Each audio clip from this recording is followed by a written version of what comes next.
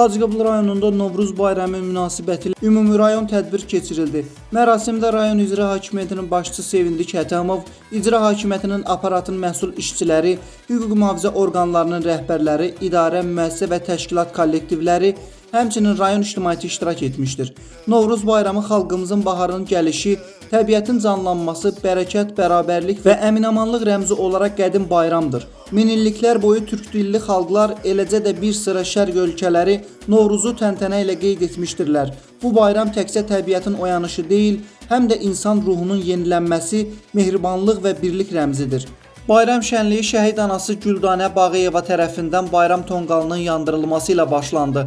Tədbirdə iştirak edən qonaqlara xalqımızın əsrlər boyu qoruyub saxladığı milli mənəvi dəyərləri ifadə edən səhnələr, milli mətbəximiz, xalq yaradıcılığının gözəl nümunələri təqdim olundu. Novruz bayramının personajları olan Kosa və Keçəl, Bahar qızı maraqlı çıxışları ilə tədbirdə xoşovqat yaratdılar. Ulu Dədə Qorqud qəlblərə sevinç, fərəh və təravət gətirən Novruz bayramı münasibəti ilə rayon sakinlərini təbrik edərək onlara xoş arzularını çatdırdı. Bayram tədbirində rayon sahibkarlarının və fermerlərinin istehsal etdiyi müxtəlif çeşidli kənd təsərrüfatı və qənnad məhsullarının satış yarmarkası təşkil olunmuşdur. Biz də bir daha Novruz bayramı münasibəti ilə Azərbaycan xalqını təbrik edir, süfrələrinin hər zaman bol və bərəkətli olmasını arzu edirik.